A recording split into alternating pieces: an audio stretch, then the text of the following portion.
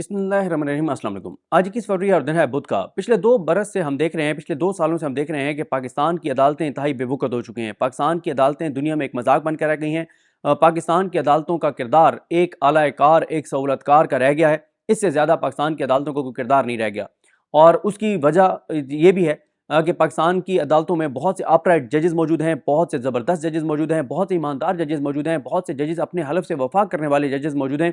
लेकिन बदकिस्मती से हाई कोर्ट्स के जो चीफ जस्टिस हैं, वो सबसे बड़ा इशू है, क्योंकि वो जब केसेस अपने सामने लगाते हैं और लटकाते हैं, एतराज़ात लगाते हैं, फिर मुस्तरद करते हैं, तो फिर बड़ा एक लंबा अरसा लगता है। और जब तक चीफ जस्टिस अपराइट ना हो, तब तक हाई कोर्ट में कितना ही ईमानदार क्यों ना जज हो, उस तरह से वो इंसाफ नहीं कर पाता। जो हम पेशावर हाई कोर्ट देखते हैं, वहाँ से तो ज़बरदस्त फैसले आए हैं। कोई एक भी हमें फैसला पूरी पेशावर हाई कोर्ट से जो है वो कोई मायूस को नज़र नहीं आया, और उसकी वजह वहाँ के चीफ जस्टिस इब्राहिम खान साहब हैं। लेकिन वहीं पे आप ये भी देखें कि इब्राहिम खान साहब को कीमत क्या अदा करनी पड़ रही है कि जस्टिस इब्राहिम खान साहब जो हैं, अब उनको सुप्रीम कोर्ट में नहीं लाया जा रहा। हालांकि सुप्रीम कोर्ट में 3 नशिस्तें खाली हैं, चौथी होने जा रही है मार्च के पहले हफ्ते में, लेकिन जस्टिस इब्राहिम खान साहब को नहीं लाया जा रहा, क्योंकि जाहिर है इस वक्त आपको पता ही है कि अपराइट जजेस की जगह नहीं है। इस वक्त उन जजेस की जगह है जो मतलब किसी और तरह से चीज़ें करें। अपराइट जजेस की बहरहाल कोई इस वक्त जगह नहीं है। अगर अपराइट जजेस की जगह होती, ईमानदार जजेस की जगह होती, बहादुर जजेस की जगह होती, अपने हलफ से पासदारी और वफादारी करने वाली जजेस की जगह होती, तो कोई इसमें शक नहीं है कि जस्टिस इब्राहिम खान साहब जो हैं वो सुप्रीम कोर्ट में लाए जाते। हाँ, ये बात मैं जस्टिस अमीर भट्टी साहब के लिए नहीं कह रहा, मैं वाजे कर दूँ। सीनियरिटी पे वो आते हैं, उनको ये बात दुरुस्त है कि काजी फाइज ईसा साहब का जो अपना एक असूल रहा है कि सीनियरिटी पे ले गए हैं, तो उसमें तो अमीर भट्टी साहब आते हैं। लेकिन मैं उनके लिए एक लफ्ज़ वो नहीं कह रहा जो तमाम अल्फाज मैंने जस्टिस इब्राहिम खान साहब के लिए कहे हैं, क्योंकि जस्टिस अमीर भट्टी साहब का किरदार भी जो है वो जो उनका किरदार रहा है वो तारीख में लिखा जाएगा, और वो भी उस किरदार से मुख्तलिफ नहीं है जो हमें इस वक्त बदतरीन किरदार जो हैं वो नज़र आ रहे हैं। दूसरी जहाँ तक बात है इस्लामाबाद हाई कोर्ट की, इस्लामाबाद हाई कोर्ट में मोस्टली 90% केसेस अपने पास लगा लेते हैं चीफ जस्टिस आमिर फारूक साहब। हाँ, जब वो फैसला करते हैं और इंटर कोर्ट अपील में जाते हैं, तो वो 90% केसेस में से यानी अगर 90% वो केसेस के फैसले अगेंस्ट करते हैं, तो वो 90% के 90% ही तकरीबन हम देखते हैं कि वो किन्हीं 2 जजेस के सामने लगते हैं इस्लामाबाद हाई कोर्ट के, तो वो फैसले कलअदम हो जाते हैं। तो ये हमें इस्लामाबाद हाई कोर्ट में देखने को नज़र आता है। और अगर मैं पेशावर हाई कोर्ट के बाद बात करूँ, तो या ओवरऑल अगर हम बात करें, तो इस वक्त सबसे ज़्यादा जो आज़ाद जजेस हैं, जो अपने हलफ से वफा करने वाले और पासदारी करने वाले हैं, तो उनकी सबसे ज़्यादा तादाद इस वक्त इस्लामाबाद हाई कोर्ट में। और ये क्रेडिट बहरहाल जाता है जस्टिस अतर मिनल्ला साहब को कि वो अपराइट जजेस को जो है वो लगा कर गए, ये उनको बहरहाल क्रेडिट जाता है। तो बाकी आप लाहौर हाई कोर्ट देख लें, सबसे ज़्यादा मसाइल वहाँ पर हैं। अभी भी 9 जजेस माने गए ट्रिब्यूनल के लिए, उन्होंने 2 जजेस दिए, और वो 2 जजेस दिए जो पहले ही मुतनाज़ हैं, जिनके फैसले इंतहाई मुतनाज़ हैं।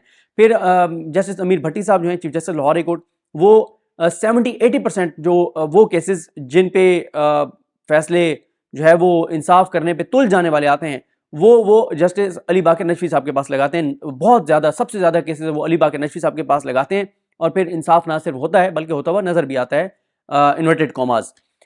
उसके बाद आ जाएँ जनाब सिंध हाई कोर्ट। उधर कोई इतना इंपॉर्टेंट को मामला उस तरह से गया नहीं है, बहरहाल वो इतना हाईलाइट भी नहीं हुआ।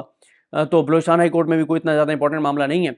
मेन जो है वो ज़ाहिर है जो कंपैरिजन हो सकता है वो लाहौर हाई कोर्ट का, इस्लामाबाद हाई कोर्ट का, और जो पेशावर हाई कोर्ट है, इनका हो सकता है। और मैंने आपको बता दिया कि जहाँ जहाँ चीफ जस्टिस के मसाइल हैं, तो वहाँ पे इश्यूज़ बहुत ज़्यादा हैं। खैर, अब एक मामला आया जस्टिस बाबर सत्तार साहब के पास, जे शहरार अफरीदी साहब के MPO वाला, और उन्होंने उसके ऊपर ज़बरदस्त ऑर्डर्स दिए शानदाना गुलजार साहबा और शहरार अफरीदी साहब के।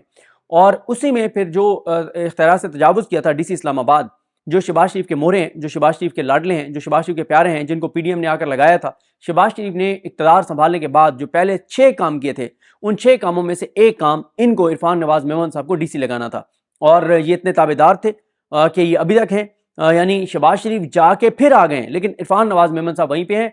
और इरफान नवाज मेमन साहब जो हैं, इनको DRO भी इलेक्शन कमीशन ने लगाया, फिर इनको मुअत्तल किया। वो जो नोटिफिकेशन लाहौर हाई कोर्ट ने, काजी फाइज साहब ने फिर बहाल किया कि जनाब इरफान नवाज मेमन साहब ही जो है वो DC इस्लामाबाद के जो हैं वो DRO होंगे। तो ये इनकी कहानी है। लेकिन इनको शायद इनको अंदाज़ा नहीं था कि किस जज के सामने इनका केस लग गया है। वो जज हैं जस्टिस बाबर सत्तार साहब। जस्टिस बाबर सत्तार साहब ने इन्होंने इस्तिस्ना की दरख्वास्त दी, वो उन्होंने मुस्तरद की। उन्होंने कहा आएँ कल, यानी मंगल के दिन। लेकिन موصوف جو ہیں وہ 2 دن کی چھٹی لے کے اور چلے گئے پتہ نہیں خیرپور یا کہاں چلے گئے, اور وہاں سے انہوں نے بتایا کہ جی وہ والدہ صاحبہ کے ساتھ عمرے پہ جا رہے ہیں. تو کل بابر ستار صاحب کے سامنے جب یہ معاملہ آیا تو انہوں نے بخی ادھیڑ کر رکھ دیے, انہوں نے زبردست آرڈر دیا. پہلے ذرا اگر آپ وہ آرڈر سنیں کل جو انہوں نے کیا تھا, تو آپ کو, اور پھر اس آرڈر کی کمپلائنس ہوئی ہے, اس آرڈر کے سامنے سرنڈر کیا ہے شہباز شریف کے مورے نے, تو اس سے یہ ایک امید پیدا ہوتی ہے ہمارے دلوں میں کہ نہیں یار ایسے اپرائٹ ججز ہیں, انشاءاللہ عدلیہ کی عزت اور ساکھ بحال ہوگی اور اللہ تعالیٰ کرم کرے گا. ان عدالتوں کا دیکھیں, عدالتوں پر لوگوں کا اعتماد بالکل نہیں ہے, زیرو ہے, اور لیکن ان فیصلوں سے لوگوں کا عدالتوں پر اعتماد بڑھے گا. جسٹس بابر ستار جیسے ججز کی وجہ سے جو زبردست فیصلے کر رہے ہیں, ارباب محمد طاہر صاحب ہیں, ان ججز کے فیصلوں کی وجہ سے لوگوں کے عدالتوں پر اعتماد بڑھے گا. محسن اختر کیانی صاحب ہیں جن کی وجہ سے لوگوں کا عدالتوں پر اعتماد بڑھ رہا ہے, اور اسلام آباد ہائی کورٹ کے یہ 3 ججز خاص طور پر, اور اسی طرح سے میاں گل نے بہت اچھے, میاں گل حسن اورنگزیب صاحب نے بہت سے اچھے فیصلے دیے.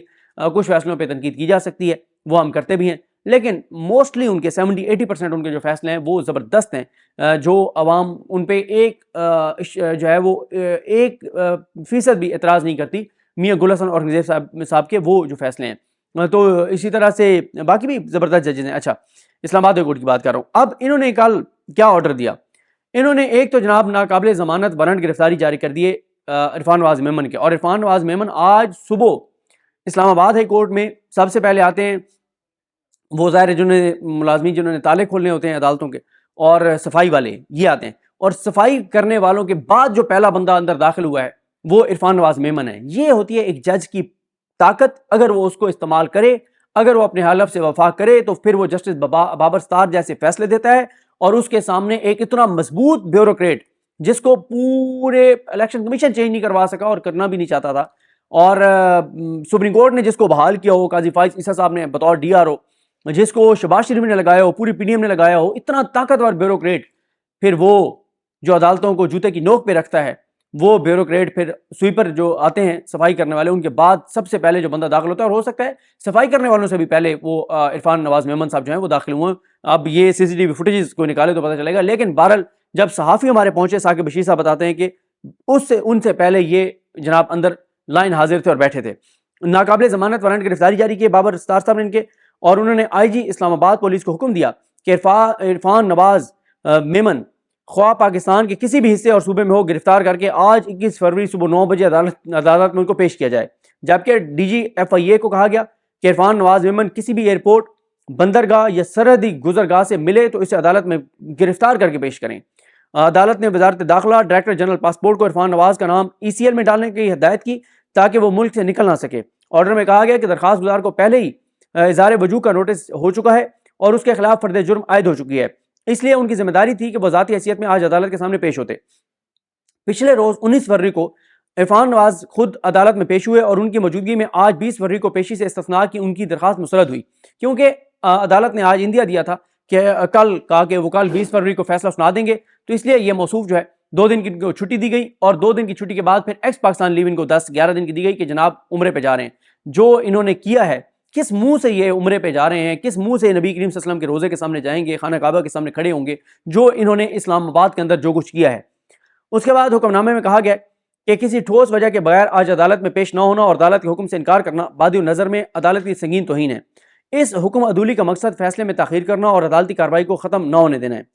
تو عدالت نے عرفان نواز میمن کو اسی حکم عدولی پر توہین عدالت کا نوٹس جاری کیا. یہ جو انہوں نے یعنی کل وہ پیش نہیں ہوئے تھے, اس کے اوپر ایک اور انہوں نے نوٹس جاری کر دیا, اور انہوں نے اپنے بابر ستار صاحب نے کہا کہ آج 20 فروری کو سماعت کے موقع پر, یہ کل کا کیوں آرڈر ہے, آج 20 فروری کو سماعت کے موقع پر عدالت کو بتایا گیا کہ عرفان نواز خیرپور میں ہے, کیونکہ والدہ نے آبائی گھر خیرپور پہنچنے اور 22 فروری کو ساتھ لے کر سعودی عرب کے لیے روانہ ہونے کا حکم دیا تھا.